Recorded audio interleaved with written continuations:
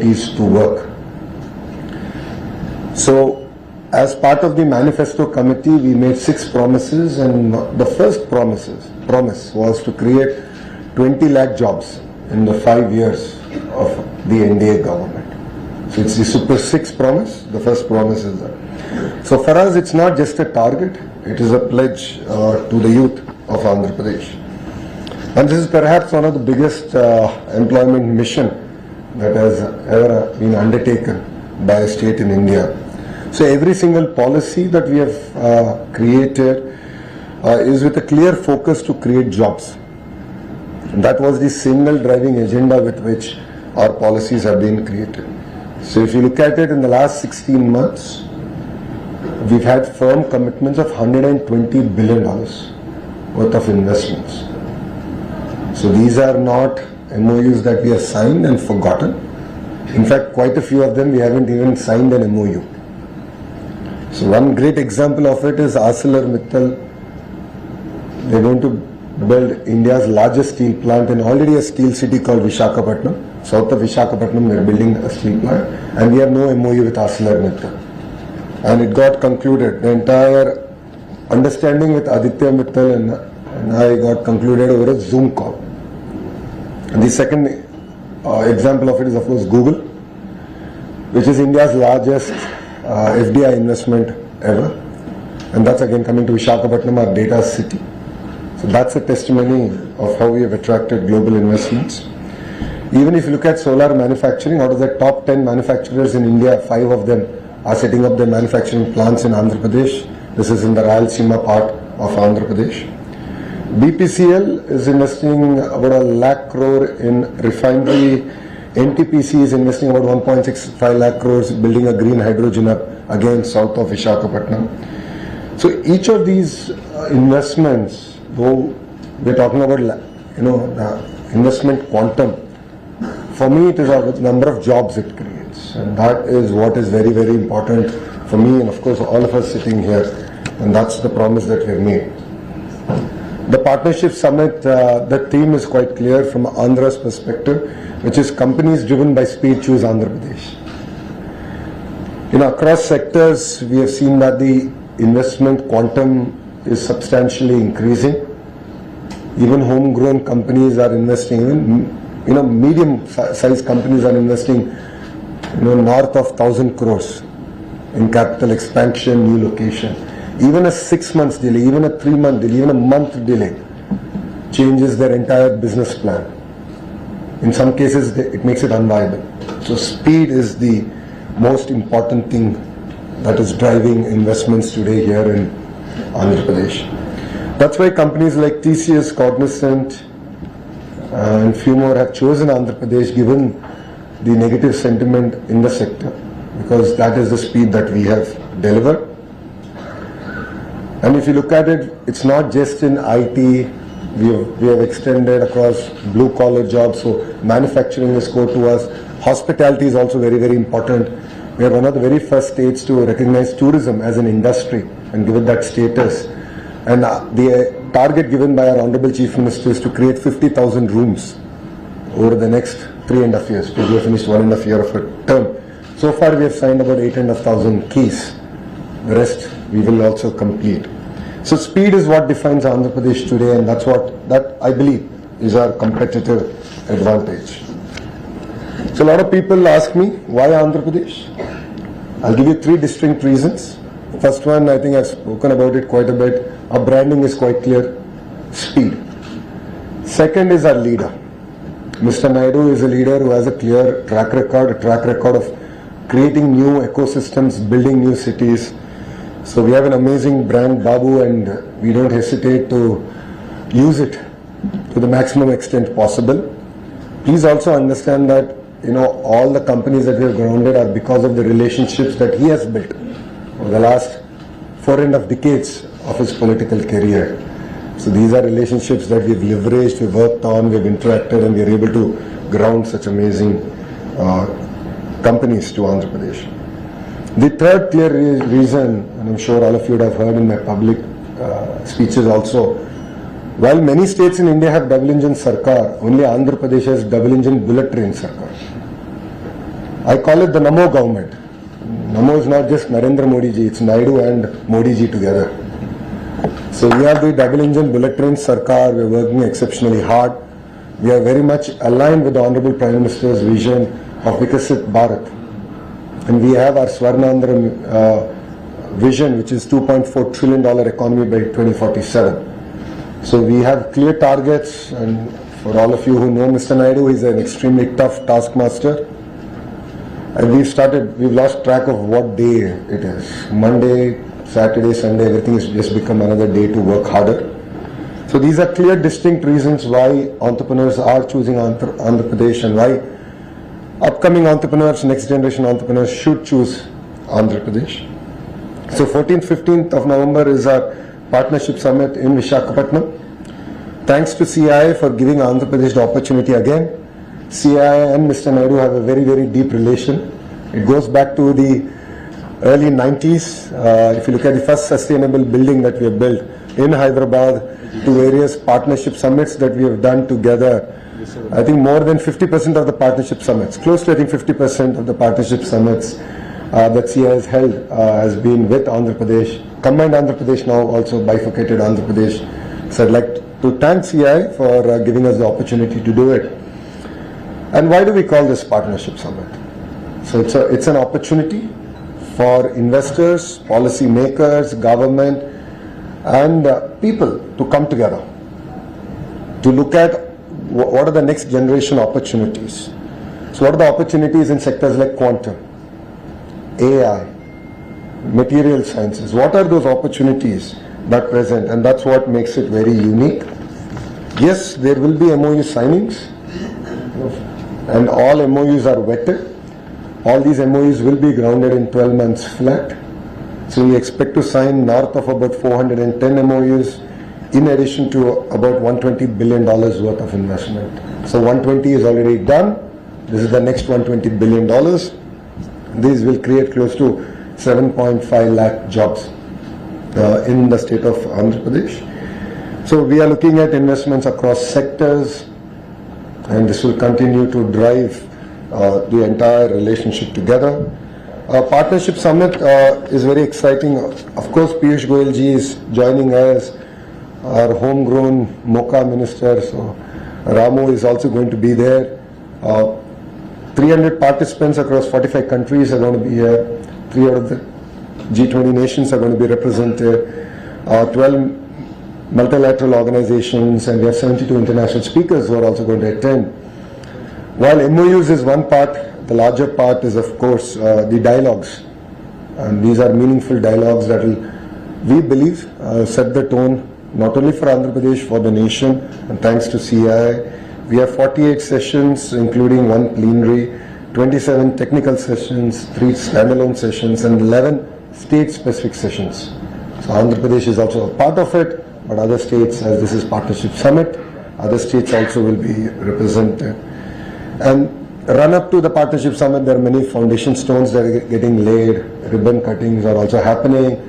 So you will hear a lot of exciting news coming out of Andhra Pradesh starting tomorrow to the next 3.5 years of this government. So the 3-way partnership is a center to Andhra Pradesh. If you look at our policies also, apart from Amravati, which is a people-led movement, farmers have given their land, we are building a greenfield capital city and they're benefiting out of this.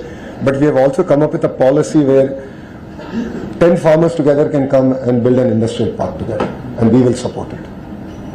So as a state, we believe that landowners have an important role to play, farmers have an important role to play. That is why we take this Partnership Summit through in terms of letter and spirit, and that's what makes again Andhra Pradesh very unique. Yes, we are very ambitious. We will compete. Our motto is very clear: when states compete, India wins. Our target as a state, and the target given to me by the Honorable Chief Minister, is to clearly attract $1 trillion worth of investment. With that as a target, we are working with everyone possible on the planet. We are not country specific, sector specific. Our strength is our cluster. Cluster is where we bring all the industries related to one sector together and verticals are all the companies that make various components of that particular sector. A great example is of course the mobile phones that all of us cannot live without. From the camera lens module to the screen, the Li battery to the haptic engine, the whole 9 yards, again in one cluster. That's what we call vertical. Horizontal is where I play a larger role as a HRD minister, is that it's education, specialized programs, lifelong learning like skill development, testing, certification, everything coming into one cluster. That is what makes again Andhra Pradesh very unique. So a lot of clusterization, close to 15 clusters are already operational. We have a very strong position. Like 50% of India's air conditioning comes from Andhra Pradesh. Very strong position. Medical devices manufacturing made in India. Again, Visakhapatnam has a very strong role to play in it. So across various sectors, we are open to doing business. You will hear about it quite in detail during our partnership summit and post our partnership summit. So this is a short and sweet introduction to what we have achieved in Andhra Pradesh over the last 16 months and what we intend to achieve for the next 3.5 years. And then if my friends from media have any questions, I'm willing to answer them. Thank you very much. Sir, let them get a chance, yeah? Telugu media, I'll give you separate. Let English get done, then I'll come back. Yes, sir. I'm Ganesh from ABP Live. You mentioned the $1 trillion of investment. use the mic there. It's okay, I can hear you. Go ahead. So is there a time frame by which you want to achieve this? And also in terms of FDI attractiveness, what sort of land do you think Andhra Pradesh would occupy? Well, pre-2024, that is if you look at pre-NDA government in Andhra Pradesh, we never even figured out in the list of states to invest in. And in FDI was, distant, I mean, we are not even relevant. From there to being like attracting the single largest FDI investment in Indian history, to looking at ArcelorMittal now coming in and various other investments coming in. So $1 trillion is a target that we've given ourselves over the next 5 to 7 years. And these are firm commitments. So let's take ArcelorMittal as an example. It's about close to about 1.2 lakh crore investment. It will get invested over 3 phases over 7 years. Google is $15 billion, it will get invested over 3 years. So different companies, given the sector, have different time frame. But these are all firm commitments. These are not paper companies. That's the clear target. And so we are open to FDI investment. While FDI investment is very important for India and for Andhra Pradesh, I believe that homegrown entrepreneurs are equally, if not more important. So for me, it's not just about attracting the next billion or trillion. It's also about ensuring that a small, medium entrepreneur of India also succeeds in Andhra Pradesh. So for me, a mushroom processing unit is as important as a Google data center. So that's what makes, again, Andhra Pradesh very unique. Right. Sir, Vizag has already attracted Google. Now the CII summit is also happening over there in Vizag. What would be the module for this? What kind of module is the state government following, and what for the other district? The Vizag is had become the hub for investments. What are the abilities for other districts? No, I think the right word you should use is Andhra Pradesh has become the hub for investment. See, please understand that clusterization is our approach. So if you look at it, Kia is in Anantapur. So automotive hub is Anantapur. Renewable energy hub is North Anantapur and Karnool. In the same zone, we have cement hub. Electronics manufacturing hub is between Kadapa and Chittoor. I'm talking about erstwhile districts. Okay? So Kadapa and Chittoor. Nellore already is a very diversified manufacturing hub, and we are continuing to double down on the Nellore ecosystem. Prakasam is an entire compressed biogas ecosystem coming in there. If you look at Amravati, of course the capital is there, all the regulatory bodies are putting up their offices, the new capital city is getting built, but quantum ecosystem is coming in. It's not just about bringing a quantum computer. We are going about chasing the entire manufacturing ecosystem of quantum and next generation quantum. The entire curriculum, the education, the vertical horizontal integration. East-West Godavari is the entire aqua ecosystem. You have the refineries, ports that are coming about, right? And North Andhra is where you have pharma, you have chemical hub, you have medical devices manufacturing, steel city, IT city. So if you look at it, we have a very clear laid out about close to 15 thrust areas, and that we're building out. But if you look at the incentives that we give to companies, yes, as a state, we give incentives to companies that choose backward districts more. So while companies that choose X district, which is already a developed district, get a tad bit lower incentives, because we want to ensure that development happens equally across the state. So if you see, Oberoi's of the world are building hotels in Rayalaseema and Visakhapatnam, right? Similarly, various other brands are also doing hotels across board. Like that, we're attracting companies. I mean, Kuppam, the Chief Minister's own constituency, has attracted substantial investments that it has never seen. And the reason is because it's on the axis of Chennai-Bangalore, the industrial corridor, the road connectivity. It made all the difference. So we are double downing on that.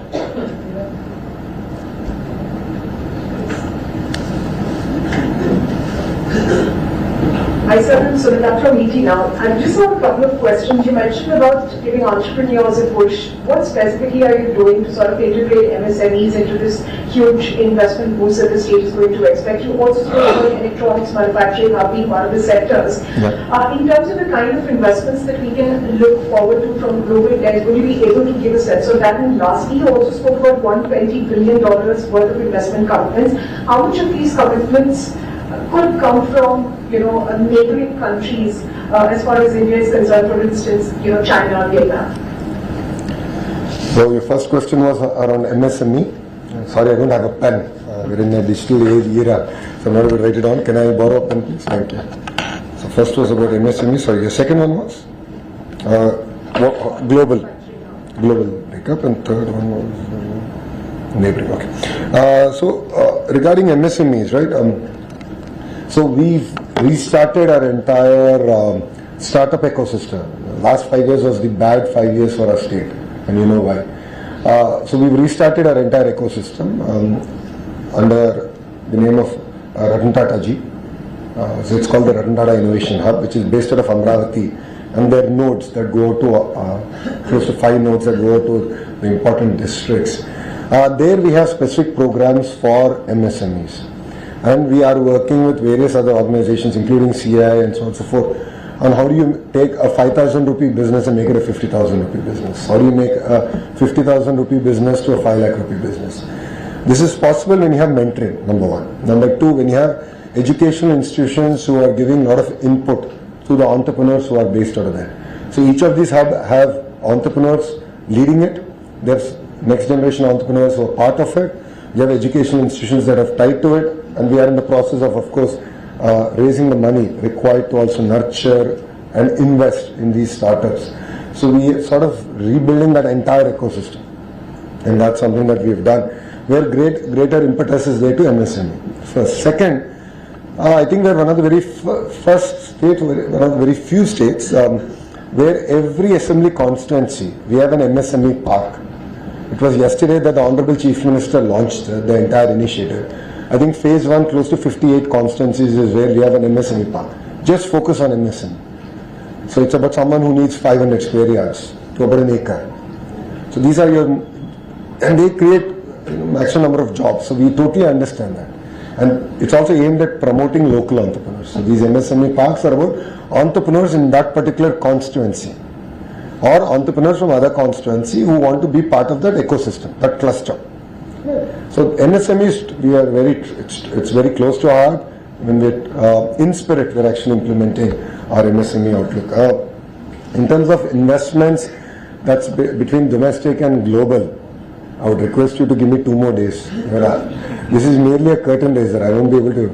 The entire movie will only get played out on the 14th and 15th. Yaar, 120 billion thodi teaser hai na yaar. You're asking a lot more. In terms of neighboring countries, under the leadership of our Honorable Prime Minister, Shri Narendra Modi ji, relationships are substantively improved, and we are seeing a lot of focus now coming back into sectors, especially in electronics. That's very, very good news. It's very, very important to build the entire component ecosystem, and that's something that's again very close to our heart in Andhra Pradesh. So if you look at it, we already have TCL and various other companies that we got in our third term, which is between 14 and 19. TCL is one of the world's largest TV panel manufacturers, and they're doing exceptionally well in the ecosystem that we have built. But we can do a lot more. That's just the beginning again. So again, just give us some more time. Give us 48 hours and you'll hear it out. I'm Shruti with Bloomberg. I just wanted to get your perspective. How is your state dealing with the US tariffs? And do you think that investment plans which you have, do you think it's likely to get dented by whatever policies US is doing right now? Well, crisis is always an opportunity. India has always done well when there is crisis. A great example of it is our entire shrimp ecosystem. We have 50% tariffs. Our closest competitor is Ecuador, which has 16% tariffs, so there's a difference there of close to 34%. In that, I've sat personally with the sector because I'm the chair of the group of ministers to create 20 lakh jobs. So anything to do with job creation, it's part of my responsibility. So I sat with the ministers, we've had interaction with the industry, and we proactively looked at how we can help as a state. So one of it is reduction of power tariff to the shrimp farmers. So it was close to, I think, 4 rupees, and now it's down to 1.5 rupees. That itself gives a lot of break. So we sort of worked with the industry to say, well, 34% is the challenge statement. Let's work on the 34%. That's one. Two, we've opened up to new markets. Ukraine, Russia, Australia. So we have proactively worked with the governments there to sort of reopen. Some have closed their markets, so we worked with them to reopen the markets. Some are new markets. So I believe at the end of it, the pie will be a lot bigger, and sectors, companies will not be very just one country specific. I think that diversification is always good. So that's been our approach, and I'm sure that we will find a solution as a nation. So just to follow up, when you're interacting with investors, do you think they are iffy about the investments right now, given the US policies, or they are on board with you now? Well, if you look at it, South Asia's largest quantum computer is coming from the US to Andhra Pradesh. So it's an example of that. Well, $15 billion worth of investment by Google is happening in Andhra Pradesh. So it's a testimony to that. So, Sir? I'm going, if you don't mind, because that's going to come back to you. So hi, this is Karishma from Business Today. In terms of your capex, from what you've got from the centre and also the state capitals, how well are you utilizing that in order to attract these investments, and do you seek any additional allocation because of so many investments and interest and opportunities coming to the state? How do you look into the centre? So there are two parts, right? One is just the hard infrastructure. Second is the soft infrastructure. So first let me address the hard. So if you look at it, we spoke about the 3 industrial corridors that pass through Andhra Pradesh. We are very lucky in that sense. There are very few states that have that. So there's already money available, and we are leveraging it quite effectively. So Koparthi and Orvakal industrial nodes have got favorable dispensation from Government of India as part of building these nodes. So we are using those resources effectively to build out. Two, we now have a economic region approach. So Visakhapatnam economic region, Amravati economic region, Rayalaseema economic region. So there again, with the clusterization approach, with the forecast that we have, okay, what's going to happen in the next decade, 2 decades, what is the infra, what is the power, what is the soft infra, the whole 9 yards is getting planned out. So we're launching the report of Visakhapatnam economic corridor tomorrow. So that will have a lot more details. And then we'll create a special purpose vehicle and we'll go about raising money. And if required, we'll definitely knock on the doors of Delhi. No second thoughts about it. Now let me come to the soft part. This is very, very important. We have to create an enabling environment for industries to thrive. So things like labor reforms, Factories Act, these are subjects that we are going into threadbare. We are working with the industry to understand the challenges. Let's talk about labor reforms, right? Women working the night shift in electronics manufacturing. Today, it's not allowed. So these are nuances that we're sort of working through. I'm also working with the industry to give me feedback on what are the challenges that they're facing at the field level, cutting edge level. So what part of the process can be automated? What part of the permissions can be real time is something that we're working with the industry on. So speed of doing business is something that we take very seriously, and we believe is a competitive advantage. Thank you. FDI. So, how many ministers of foreign countries are participating in this summit? And if you can name a few of them. And the second question is, can you have also understand that in India and China have improved a lot. So, you invited Chinese firms to take part in this summit, and are you ready to take receive investment, take investment from Chinese firms, especially in sectors like electronics, IT? So, honestly, the first question, I don't have the information readily available with me. I'll share it with you once the press PC is done.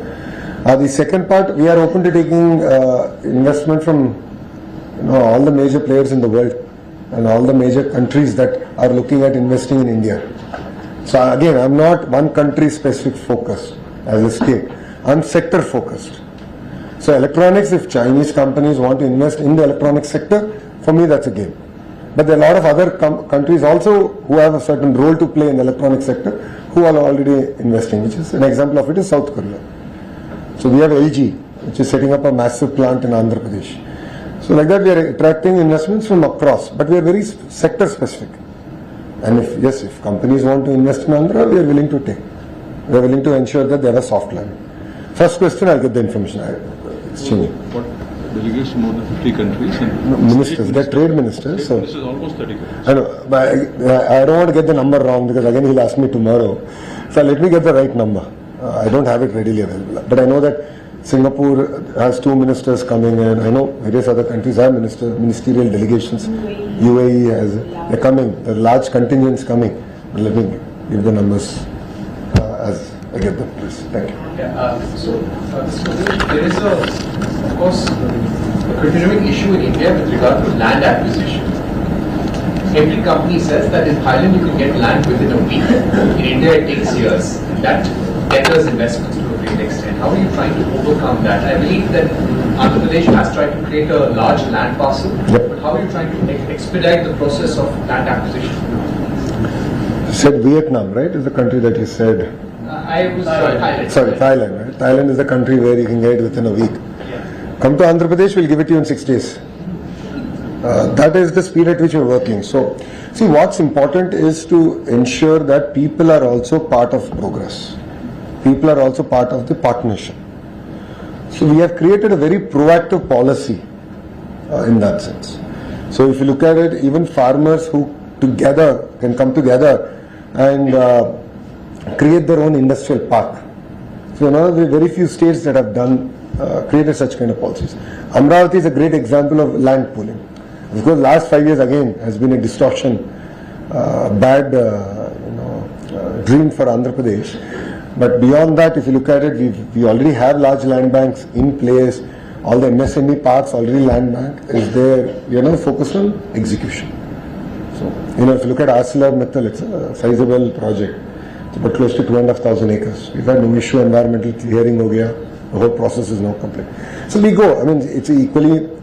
If you want to bring a massive investment or a medium investment, all of us have a role to play. So industry partners have to go work with the locals. Politically, we'll have to work with the locals. Create a sense of unity. But there will be cases where we might not succeed always. So be it. But there's no perfect solution. I'm moving from INS. So what policy reforms or incentives have been or will be introduced to make Visakhapatnam attractive to here? And second is how are you going to ensure that local skill sets are developed so that the jobs remain in the state? Good question. Policies are meant for Andhra Pradesh and not Visakhapatnam. We already have policy frameworks in place. We share with you all the policies that we have, where incentives and all are clearly laid out. So we already have a robust policy. Again, with the changing environment and newer opportunities coming in, like quantum, we had to come with a policy around quantum, and which we did in the last cabinet, and the GO will be issued. I just cleared it while coming here, so the GO will get cleared and the policy will be out. So again, policies are already there and newer policies will come. And you asked a very good question on skill set. Mr. Naidu, during his campaign, has clearly stated that India needs skill census. So once Mr. Naidu makes a commitment to India, then it is our job to go about executing it.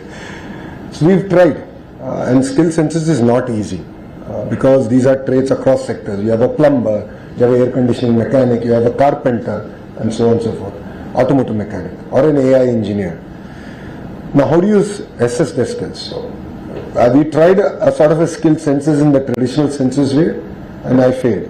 It's in my own constituency. I tried it, and we failed, miserably failed. So now what we've done, and this will, I think this could be a model that will work. We're using AI, and we are assessing skills. So if you are a carpenter, for example, so we are creating a conversational AI piece where it will ask you questions on certain technical topics of carpentry or AC mechanic, and it will assess you based on that. So we've just done it. I think we are about a month old into it. We are fine-tuning it, and this is going to be part of a larger initiative called Naipunyan. And Naipunyan is a portal we're launching, where we are of course aggregating supply and demand. So demand in Andhra Pradesh, supply in Andhra Pradesh, trying to match them. But parallelly we are doing this assessment also. So that youngsters will also of course get trained in interview, and they can hone their skills before they go to an interview and so on and so forth. But it will also enable us as a state to exactly understand where are our citizens falling behind, exactly which part. Then skill intervention both online and offline can be given at a very razor sharp level. So that's the unique initiative that we are doing. So one detail. Thank you.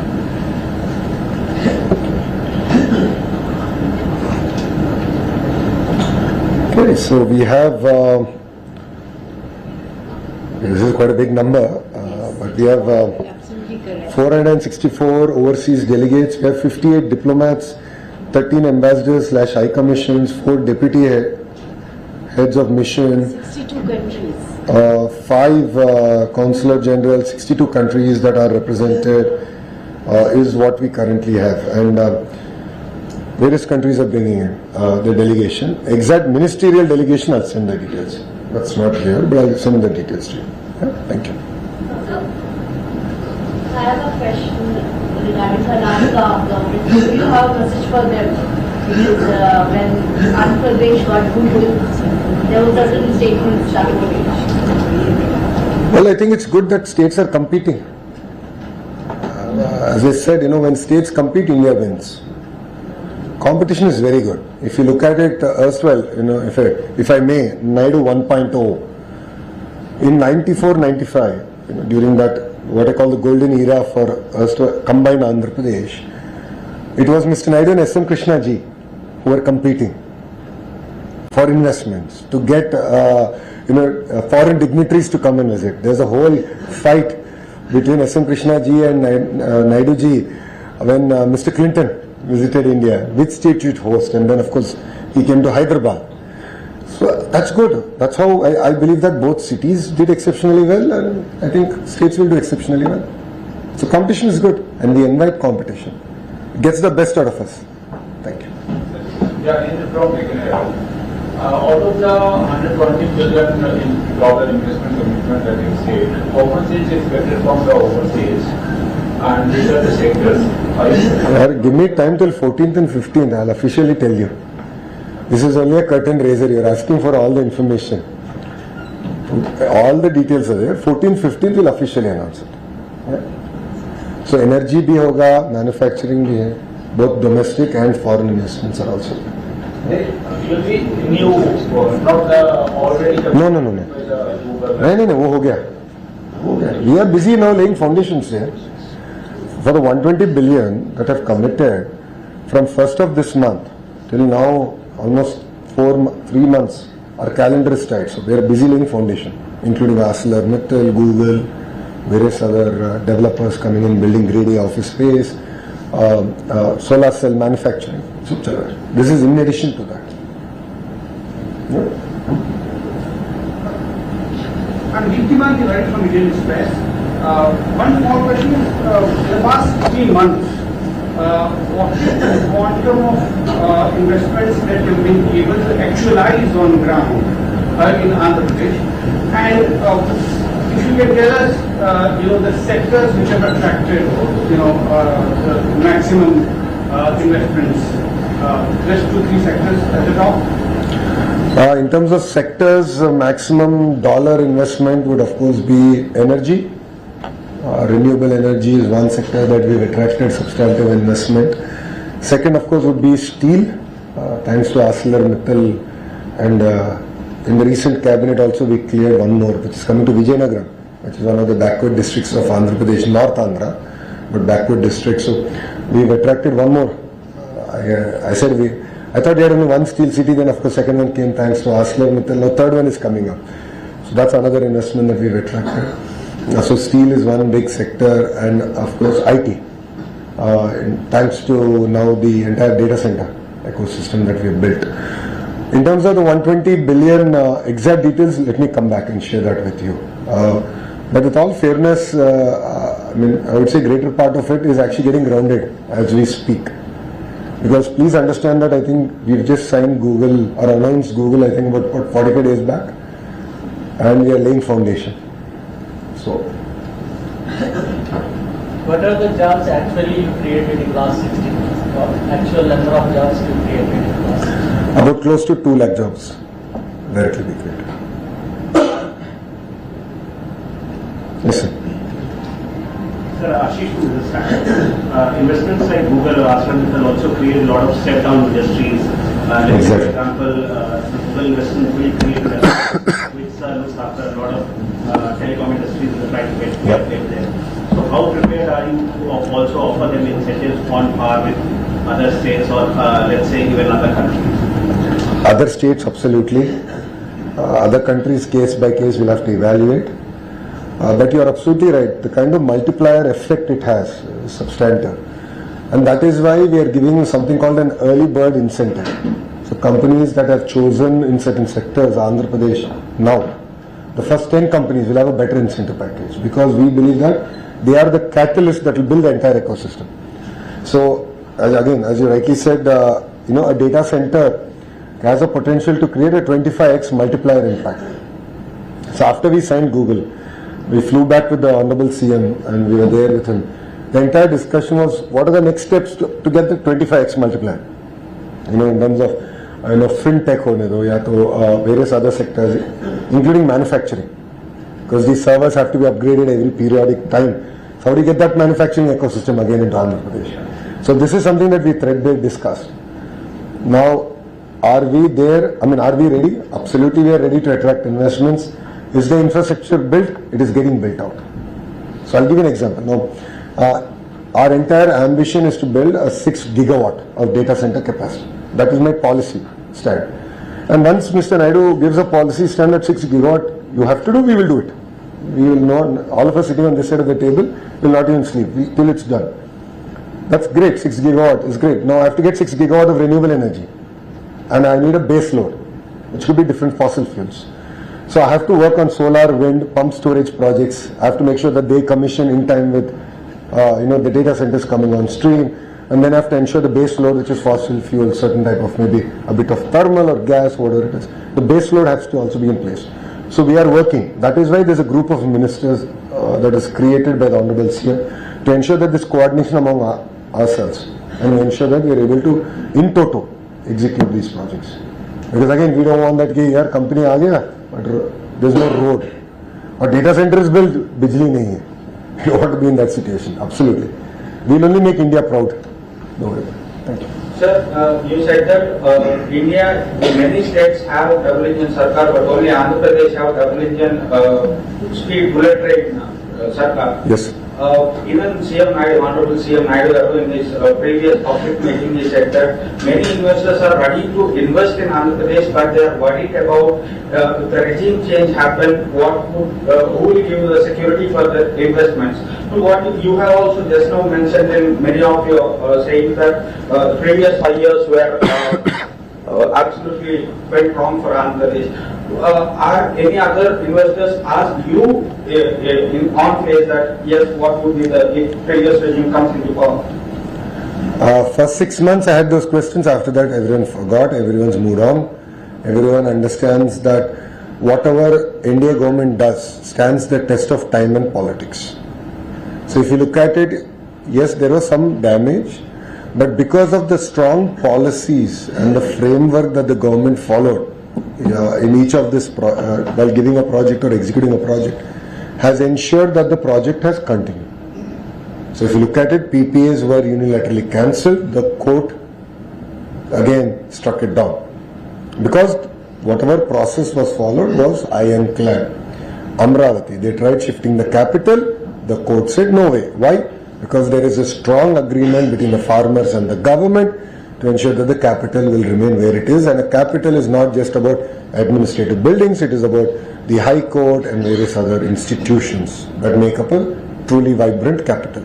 So whatever we do, whatever policies we do, yes, we are in a hurry, we are delivering on speed, but we are not breaking the law.